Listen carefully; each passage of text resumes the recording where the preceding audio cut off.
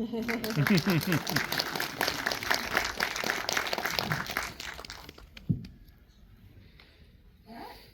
was that episode? Yeah. Once again, thank you for coming. Again, my name is Tracy Brown. I'm a reporter at the LA Times. And before we get started, I have one big rule. Call it the prime directive of this Q&A. When the Q&A is over, we need everyone to stay in their seats. For logistical reasons, we need you all to stay in the seats while we move everyone out, and then we can dismiss you. So please, stay in your seats. All right. Well, no one's here to listen to me, so without further ado, we got the cast and creatives of Star Trek: Strange New Worlds. First, the EP and co-showrunner Akiva Goldsman. Yeah. Also EP and co-showrunner Henry Alonso Myers. Yeah. You may know him as James T. Kirk, Paul Wesley.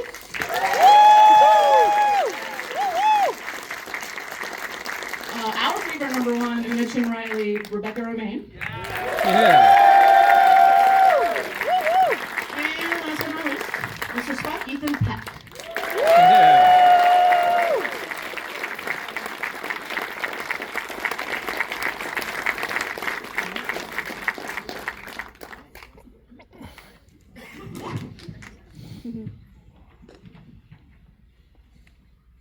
All right, let's go. Let's get right down to it.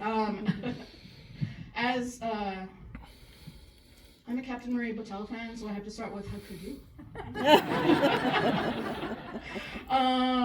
But this question is for Akiva and Henry. Just to start off, can you talk a little bit about, like at what point we can tell over the course of the season that you seeded this transformation, what's going to happen to her? But like, can you share a little bit about how you landed on this storyline for her, and this journey? Well, Akiva put her in the pilot. She was one of the first people to be cast, and we kept thinking, God, she's such a good actress. We really need to find ways to bring her back. Mm-hmm. And every time we bring her back and put her in scenes with Pike, we were like, well, we really need to find reasons to have more scenes with them together. But as you kind of do that, you're sort of trying to explore what is it that reveals something about our characters that's different, that's new. The one thing that we knew from the pilot was that Pike knew what his future would be. And it came to us that this would be a surprise if he looked at his life and didn't realize that he was going to be around longer than every element of it. And that's something genuine for him to face that we sort of started talking about.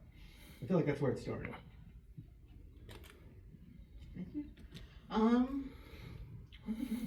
Ethan. I think, I don't know any Star Trek fan that is not excited when a Vulcan mind meld is part of the story. And obviously, a Spock Kirk mind meld is probably a big deal for many of the people in here. Yes. Can you talk a little bit about, what was your reaction to seeing it in the script, know when it's coming, how did you want to approach it? So when is this? That's fine. No, it's intentional. You can hear me, right? You can hear me even better. Thank you, Georgie. So when I encounter moments like that in this show that are kind of, you can anticipate there being a fan response that might be excited or interested or fascinated. Mm-hmm. And I try not to think about that. I think when Kirk and Spock first meet, I remember Paul, the director, being like, they're meeting. This is a big thing. And I'm like, no. Like, you can't have that in mind when you do those sorts of scenes, because you really want to be in that moment and it be something that you're not thinking about as the character. And so, and you're not supposed to play the end of the scene. Of course. Yeah, thank you, Rebecca, yes. So, we kind of, and it's such a challenging production schedule. It's such a grind, and we're working constantly. Dialogue's coming in and it's coming out, and so there's not much time to reflect either. So those moments kind of pass, and you don't really get to revel in them. For me at least. So that's my probably not exciting answer about how I prepared for it and what it was like for me. Well, Paul, do you have a better answer? I'm sorry. Paul, you doing it? God. No, I mean, Tell us it's, about the electricity. yeah, I Paul, like to play talk about the end of a chemistry. scene. That's how I approach my work. I like to foreshadow. No, no, I you know, I agree. You can't you can't overthink it, and you can't, but yeah, it's a big deal. But I mean, at the same time, yeah, I'm sorry, but I'm gonna kind of say the same thing. It can't really be a big deal. It's a big deal on screen. It's a big deal in the story. But it's for us, we're still getting to know each other, and for us, we're just trying to save people, and that's kind of really how we played it. But now that I watched it, I was pleasantly surprised at how it was nice. It was a little spark. I felt the connection. It was a little spurk. A little something. A little spurk. A little spark. Yeah. Well done. Thanks. Spurk is a portmanteau of Spock and Kirk. You're welcome. Spurk. Thanks, you. My next question is for Rebecca. In this episode, you Una goes from leading the away team on a mission, all dressed up, part of the action, all the way to you see her basically being the one to supporting Captain Pike through his grief. I think it's a great episode where you can see the full range of the type of person Una is and everything that she can do. But my question is what is it like for you to see? Get a script for an episode like this, and noticing the smaller, maybe more powerful moments, and how you want to approach them. I mostly focus on my relationship with Pike has always been just old friends, old friends, and I think we have approached every single moment and scene, and everything we've always dealt with has been with that bit of gravitas, whatever, and I think she's always been concerned about his journey and where he's going to go and his fears, and she's always been there for him, and so it continues.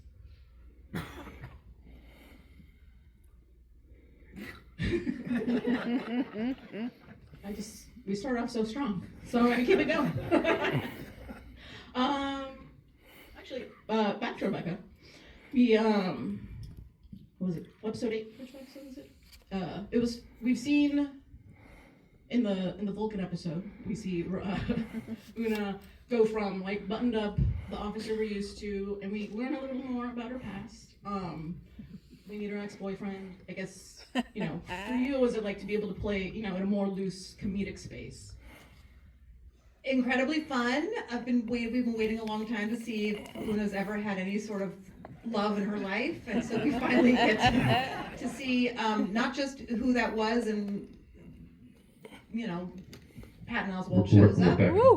Okay. Oh, Jerry's here. yes. Oh, Jerry's can I talk about this? You okay? I understand that.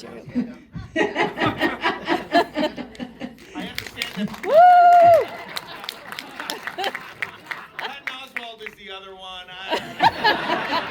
I'm okay with that. We have an open relationship. We're Starfleet, man. We're mine. Fluid.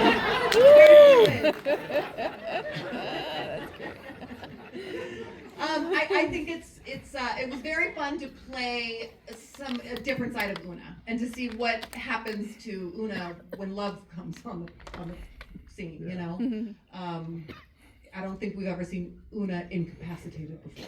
Yeah, you weirded Spock out. You didn't see that coming. It was very fun doing those scenes. That was a blast. Yeah. Well, speaking of love and Mr. Spock, Ethan, we've seen Spock this season go from a little bit of heartbreak to a little bit of maybe new romance. Yes, new romance. Can you talk a little bit about Spock's, just his romantic side, exploring these relationships and his humanity, and diving into that this season? Yeah, I mean, as I sort of look back on it, it's a surprise to me, I think, as much as it is for people that are used to Spock not exploring those parts of himself. But I think the theme of Strange New Worlds as Spock is collecting data on his humanness and figuring out what is useful and what is not, and what to bring forward and what not to. I don't think it's a process that he's conscious of, but it's occurring. And thank you to the writers for creating that data set for me for him. And so yeah, I mean I was really surprised when I saw them put these two characters together, but in a way it makes a lot of sense because they both have this rich inner struggle and inner conflict. I mean, like many of us do, but for them I think it's so pronounced in their characters. So it makes perfect sense to me that they would combine and relate in the way that they do. But yeah, it's been really charmed, the experience. Woo! Yeah.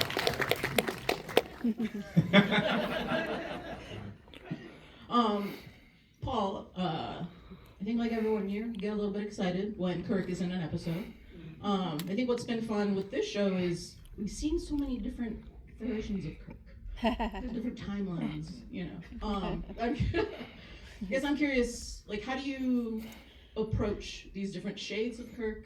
How do you balance where Kirk is, where your Kirk is in the journey versus juggling just the awareness of what Kirk means to a lot of people? Yeah, I mean, I'm very aware of that Kirk has this. He's the great American hero of television, and it's it's a big, heavy sort of thing to carry, and I try not to think about that when I'm playing the role. But what I love about Strange New Worlds is that every episode is different, and so every episode I'm able to show a different side of Kirk. So if he's subdued in one episode, and then we can, he plays a 1960s version of the over-the-top, actor named Maxwell Saint who has maybe some, similarities to some other people, and we can sort of play, and that's what's so fun about this character. I am excited for people to see what happens in season 4, and also I'm excited for what I'm going to do in season 5, because we are ultimately going to a final destination, which is the Kirk that is the fully formed Kirk that we know from TOS, and we're not there yet, but I'm really excited to go there, and to play that, and I have no idea what I'm going to do. But I've seen it, if I may add, there are moments in the season we've just completed where I see the formation, and it's been really exciting. It's been really fun. And you should all be excited too. Thanks, thank you, Ethan. No, I'm excited for that, for that evolution. So, yeah. Akiva and Henry, can you speak a little bit on that of giving these legacy characters room to grow and evolve, and having room to play around, while also understanding that there's a bunch of people out there that really know their canon. There are indeed. Henry always says that they don't know who they're going to be. And I think that's really sort of our watchword when it comes to characterization. They're not the folks that we grew up with, or I grew up with, because I'm really old. Yes, they will be. They're the precursors. And so how they get there is exciting, but they also have to be characters who are compelling to folks who don't know who they're going to be, because we try to make the show both for us and for my wife, who can't stand Star Trek. And so that means that they have to be dramatically compelling and interesting, and their relationships have to work for the now as well as for the future.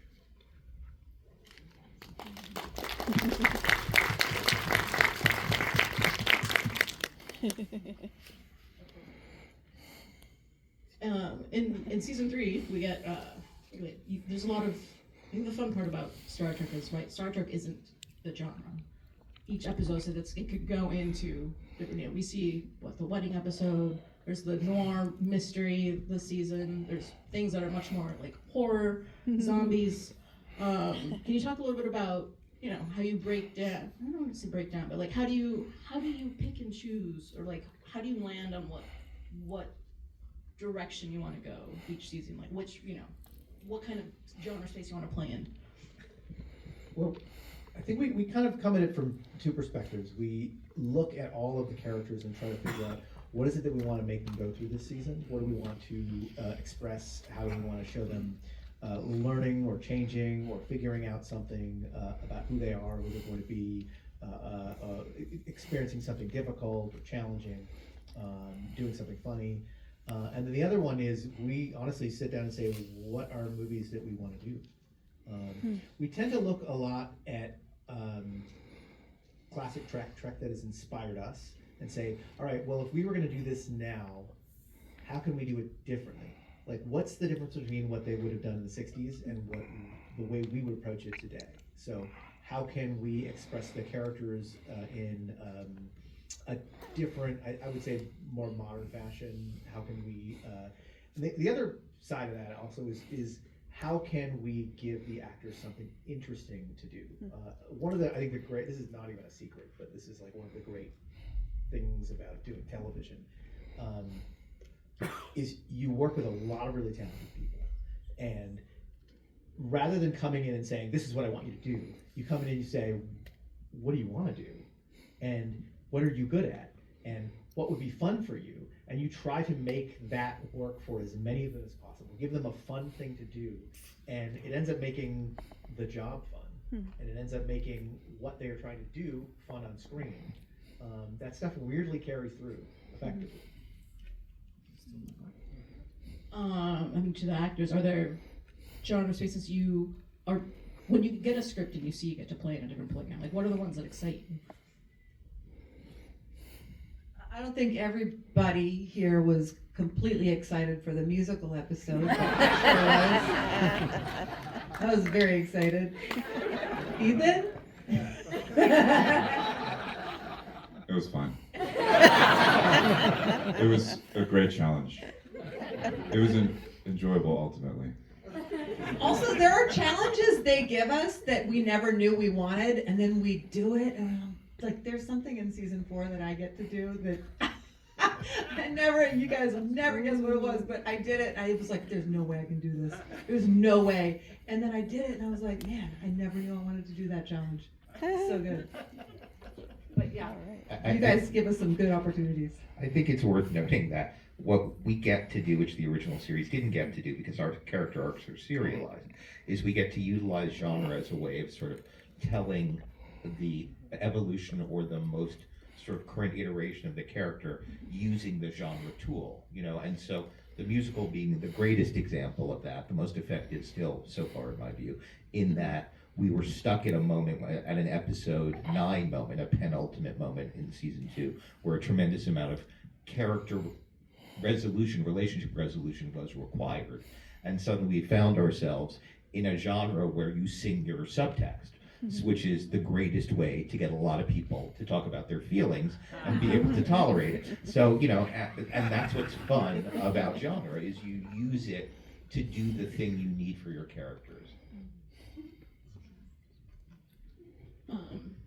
This builds off one of the other questions I had for Ethan, but watching Spock and Lon have more interactions this season, I'm curious to the actors, who has your character interacted with that you've, just that dynamic that you maybe didn't even think you would enjoy, but it's like watching it grow and develop over the course of it's 3 seasons plus now.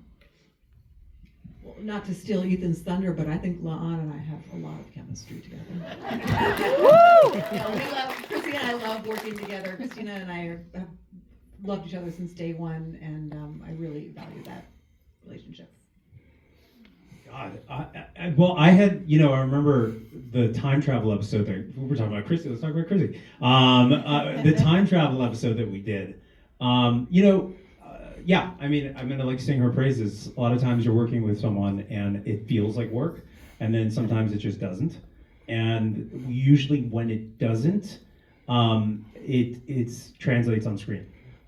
There's something very natural and fluid and believable. And I find that my relationship, Kirk's relationship with La'an, has a flow to it that I can't explain. But it works, and so yeah, I echo that. We all love Christina Chong. Yeah, she's very good. She has chemistry with everyone.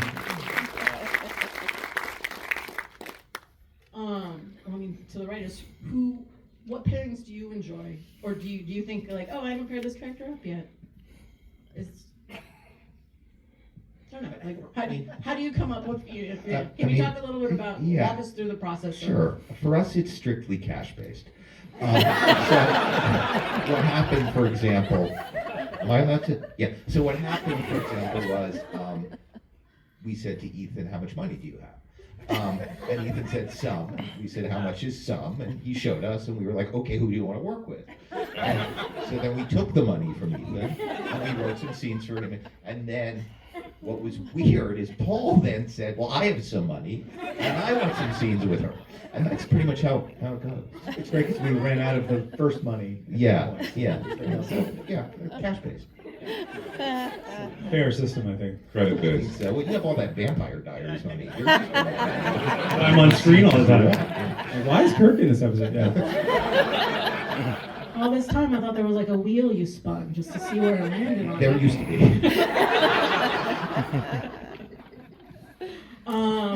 Getting episode specific, Ethan, I just want to know in the 4.5 Vulcans episode, did you have to give anybody Vulcan tips?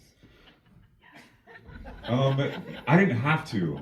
Some inquired, and I happily shared my notes, which, as I began to speak about them, sounded so ridiculous. Patton came to you with very specific questions. Patton? Yeah, you helped Patton a lot. Didn't the thing that you shot at the bar during the end credits, didn't that come out of a real conversation that you had with Patton about contractions? I think Yeah, maybe. I was there for that. Yeah, You I guys guess were, so. yeah, he was asking you about contractions, and you were like, Vulcans don't do contractions. You know? Yeah. And then Yeah. that turned into what they shot in the end credits at the bar. Am I He's- wrong? No, I guess No, you're not. okay. He's a really funny guy. He's a really funny guy, and he really wanted to get it right, so he went to you. Yeah, I guess that's true. Definitely he did. But everyone's been around me so much that what? He's in character. What? Are you a character right now? What? What are you talking about?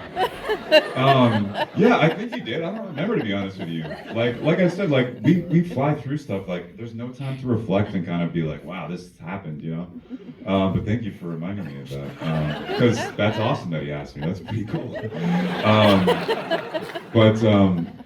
Yeah, I think everyone's been around me so much that I don't think they needed many notes. And they very quickly had, I feel like there was some impersonation of what I was doing. Not an impersonation, something more endearing than that occurred. And I think each character had their OCD kind of. But it was funny because they're all full Vulcan and Spock's half Vulcan, which is the whole butt of the joke. And I got to be on the outside once again, and they all got to be Vulcans together. It was a really fun time.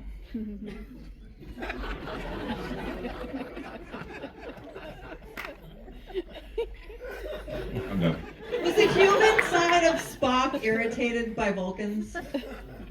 Yeah, for sure. But also, to see everyone transformed into Vulcans it had this really weird sense of family. Like suddenly my family was on the ship because I'm never around other Vulcans, and that was strange. And then they all made fun of me, so that was tough to swallow. It's a tough pill to swallow, But such is life.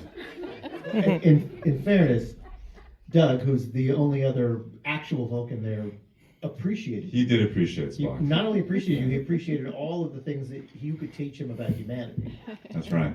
Which kind of goes to show that, like with human beings, there are many perspectives. This episode really hurt your feelings, didn't it? Hurt Spock's feelings. Yeah. Probably Ethan's a little bit, somehow. Somewhere. We can talk about it later. We'll have a drink after. Rebecca, there's a few times this season, I think, where Una has to be the one who, is, I don't want to say the voice of reason, but she has to be the one to tell people, no, we can't do that, even though you want to. The zombie episode where, Ortega stands up against her, and she has to put her down, she has to also discipline her. I guess I'm curious about how you think about, Una's growth and development as she has these moments where she's not always, sometimes she's kind of, I don't want to say butting heads, but she's gentle and firm, and just the type of leader she's becoming. Yeah, I think it's a gradual, we get to see what Una could be like as captain or in command. And it was, I think, once she, came out as a Larian and she's freed up to, live to her fullest potential, it's nice to see that who she might be and to how she would treat, Ortegas in cases of insubordination, and how she would be in command.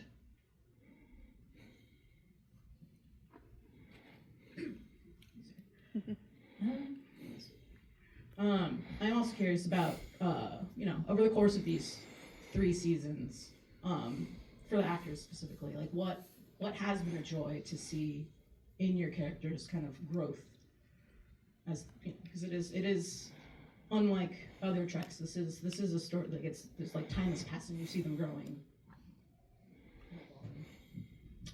I mean, in watching like TOS, there is a lot of, you do learn a lot about the history of Kirk, but it's very quick. There's your brother. Oh, he's dead. Okay.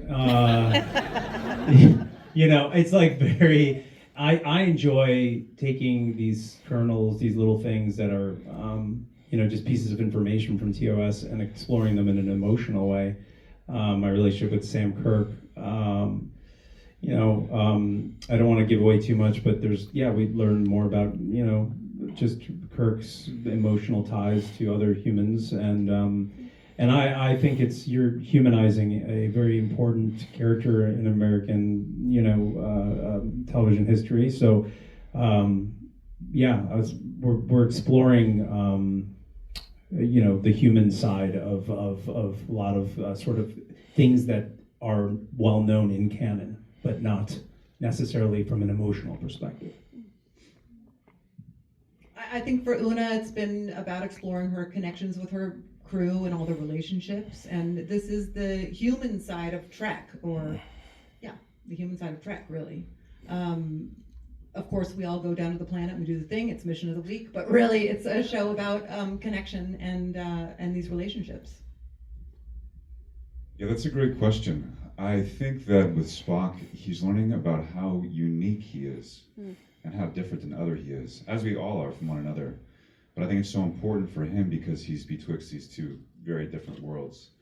And I see in the course of the show him becoming more certain in his sort of difference, the way he's different, which I think is really wonderful. Well, this finale ended with getting that right data and like there's enough information here for a 5-year mission. Obviously you filmed season 4, but can you talk a little bit about what you hoped is part of that? Like, what kind of places do you want your characters to go?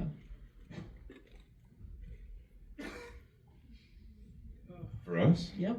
Oh my gosh. Why don't you start, Paul? Say nothing. Yeah. Thanks, Ethan. Well, I'm excited about our relationship, man. Yeah. I really am. Yeah. I really am. Yeah, I think they're, Spock and Kirk are yin and yang. And I'm excited. I love being on screen with you. Yeah, I me like too. hanging out with you in person as well. Yeah, man. You're a great It's guy. all good. Yeah, it's all good. Hey, hi, Rebecca. Do you mind? Yeah, do you mind? Yeah. You're all right. Yeah.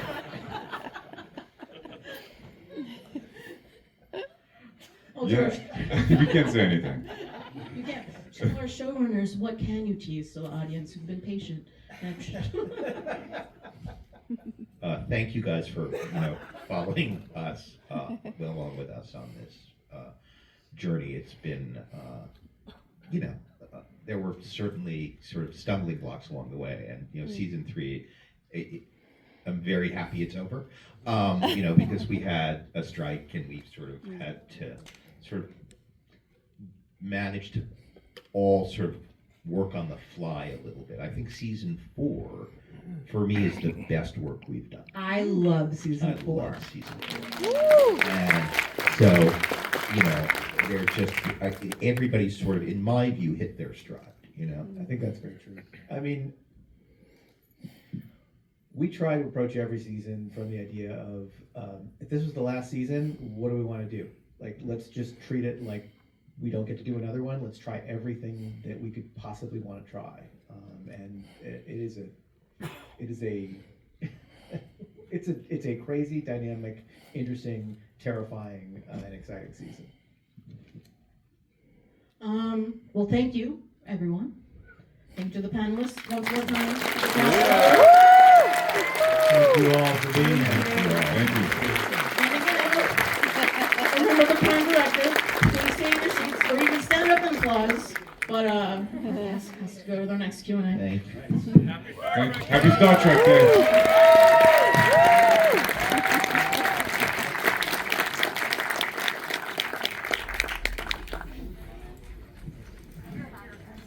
Star Trek Day, everybody.